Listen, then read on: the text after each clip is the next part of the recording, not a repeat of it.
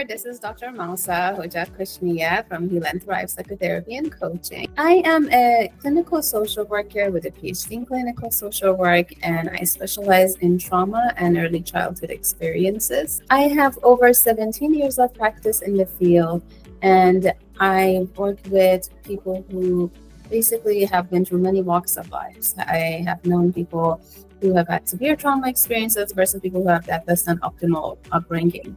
The goal of work with me is to help you understand what are the root causes of your struggles and really try to understand, in essence, heal and make sense of, as well as work through and come to the other side of those experiences. So if you are struggling with symptoms of anxiety, depression, struggling with relationships, you're not alone.